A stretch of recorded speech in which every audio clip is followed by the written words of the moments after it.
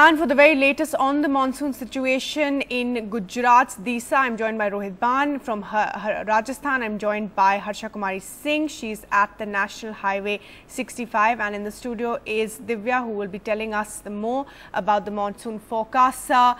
First to you, Rohit, what is the situation this morning in Disa and other parts of Gujarat where you are?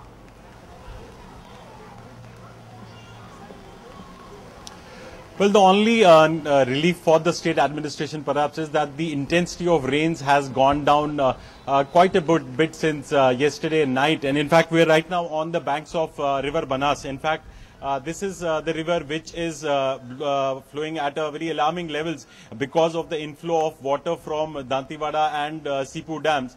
In fact, what the locals are saying that the levels was quite alarming yesterday, but today morning there's a little bit of the levels going down. But the rains are continuing, in fact, in most parts of North Gujarat and also spreading on to Saurashtra and Central Gujarat region.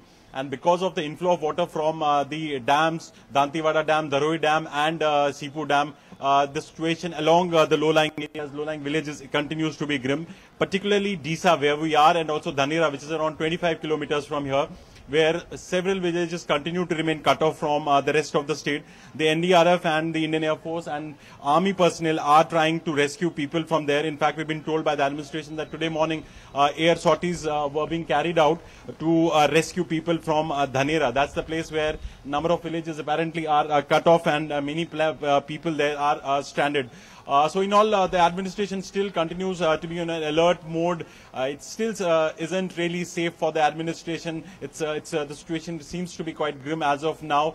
But yes, as far as the government is concerned, they are saying that all preparations have been put into place. All relief and rescue activities have been put into place properly so as to rescue and evacuate people from these flood-affected areas.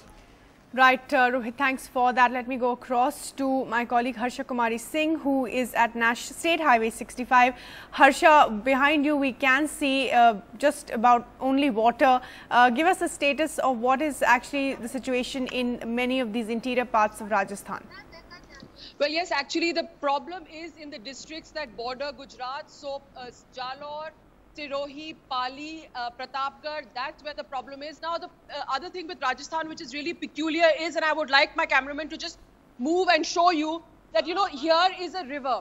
Now, this river during the summer is completely dry, but right now you can see how much in spate this river is. It's completely flooded.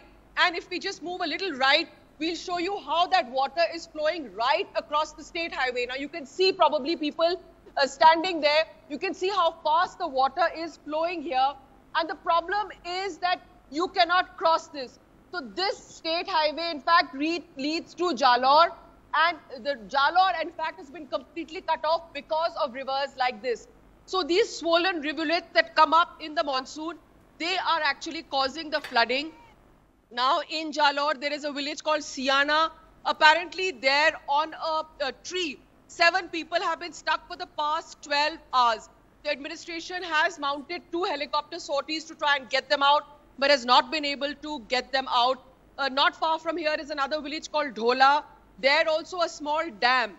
Because with the sudden inflow of rainwater, the dam burst and the village was flooded. 107 people, of course, rescued there.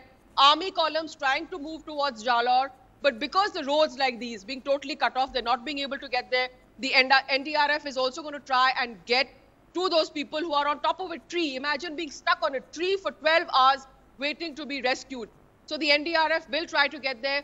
Chief Minister Vasundhara Raje has directed all Prabhari Mantris, that means ministers in charge of these districts, to actually come here and supervise rescue operations. So largely 4 districts affected by this: Jalore, Pali, Sirohi and Pratapgarh.